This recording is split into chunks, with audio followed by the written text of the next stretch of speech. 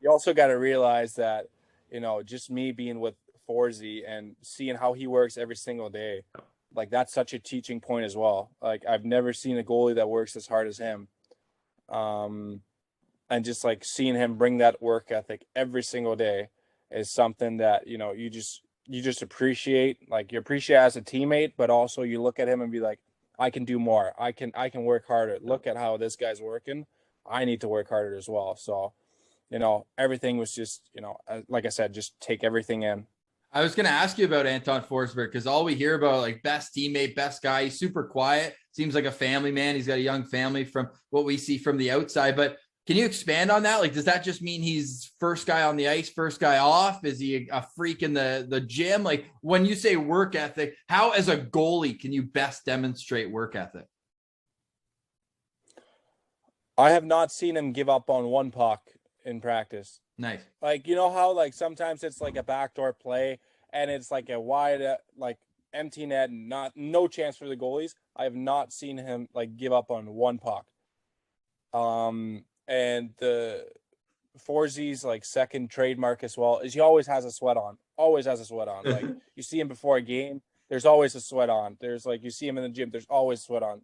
He doesn't do anything like lightly. Right. He is like so competitive, and you can tell, like even from the far end, like when we're on the ice practicing and he gets scored on, you could tell like it's a backdoor tap and whatever. You can just tell he's frustrated with one goal in practice and he just wants to stop every puck. So like in that way, it's just something I haven't seen that, like, I guess work ethic from a goalie before, because he works so hard. He's in the gym all the time. He's like after practice, he's doing all the right things. And then like on top of that, he's one of the nicest guys you'll ever meet. Like I was like, for me coming in young in the NHL and him just like, I think, on the road, maybe like I think we're out for dinner like 5 times. Me, him, and Brainstorm. We'd always go out for dinner and he would like I told him, I was like, you're going to hate me. I told Matt Murray the same thing when I first met him. I was like, you're going to end up hating me because I'm going to ask you a million questions about every single game you've ever played in the NHL, and you're going to get so tired of talking hockey and you're just going to hate me. But he's like, every question I asked, he'd answer, and he'd be happy to answer it. And he was so excited for me as well when I got to play against Detroit, and was bumping my tires every power break we had. And yeah, just a really, really, really good guy. And, for me wanting to compete, like I couldn't be happier to see him sign a contract. And I think you'll hear many guys say there's no one more deserving than him for that. Well, if they need a Masterton nominee speech, I think we just found one for Anton Forsberg, who's the Sens nominee. That's a fantastic answer though, Mads. It certainly explains why a guy who's on waivers a few times and really fought to find a home, then just absolutely grabbed the bull by the horns this year. And you mentioned not giving up on any shots in practice. To me, very Craig Anderson-esque, who we got to watch for almost a decade here in Ottawa. But also, I would say it helps explain, he was 6-1 this year when he faced more than 40 shots in a game. 6-1. Yeah. That's ridiculous to me. The more he faced, the better he was. So that's awesome. There's a couple other. That goes back to what I was saying about, like, him working so hard. Like he's capable of pulling those games off because he works his butt off in the gym every single day. And Forsey always carrying a sweat so hard. Like that. Yeah, honestly, that's the best way to describe him. Billsy? So that's the physical side of the game. But I'm curious, like, and not Forsberg specifically, but just goalies these days specifically, because we talked to Joey Decourt and he was saying he's really upped his work mentally for goalie. Like he was saying he uses VR equipment and all this kind of work on his brain and stuff to help him improve. He's flying planes with his brain. Only Dax, eh? This guy's next level. Yeah, he was doing VR where he's flying planes with his brain and stuff like that. Just like crazy stuff. So like obviously you got to listen to this stuff. And he's always got a camera following him, eh? Oh yeah. Oh, of course. He's got a little tripod set up for good pictures. Oh yeah. Hey, when you're as good as Dax, I don't blame him. Oh geez, look at No, me neither. Me neither. How much is it killing him that the Seattle setup is different color scheme than Charlotte right now? I bet you that is just killing him. That is 100% in his mind. I guarantee it. He definitely something that's pissing him off. I'm surprised he didn't call Shifty for a second mask when he found out the color coordination. Well, I'm surprised he's not having 2 separate sets of pads. No shit. Honestly.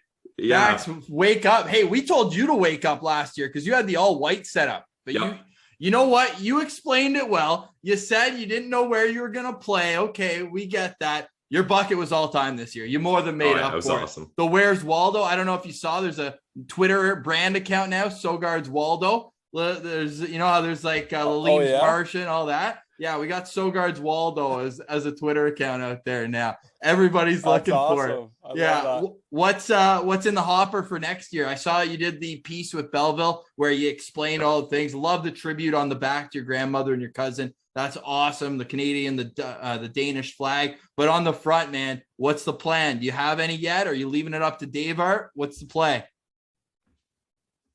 Well, I honestly don't have. I'm gonna be honest with you. I'm not the most creative person, so if you guys have anything specific, I actually talked to Mando because me and Mando are best buddies, so we obviously talk a lot, and we were kind of just like talking. It was so dumb, but it was so funny at the same time because his family just got a Great Dane dog. Yeah, that's where I was gonna go. Like one of my best buddies, so it was like. I was thinking of getting like his actual dog, but it's a Great Dane, right? But like getting his actual dog, like as a big piece of my helmet.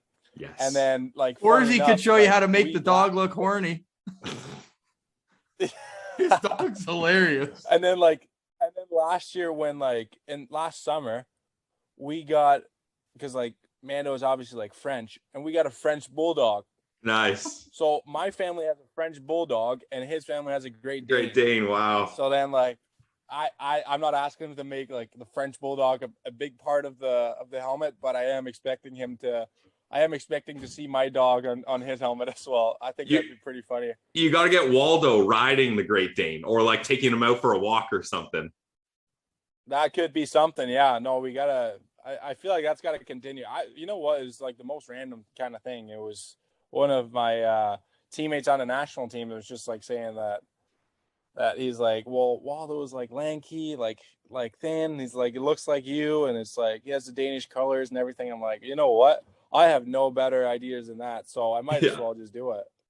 The only difference is where's Waldo? He's a guy that's easy to hide, but when you're out on the ice, it's pretty easy to spot you real quick. So I don't know if that quite works comparison wise. Or what I was thinking is you could get the Great Dane, like, you know how dogs wear like sweaters in the winter, get the Great Dane wearing like the Waldo classic striped sweater. That could be something as well. There you go.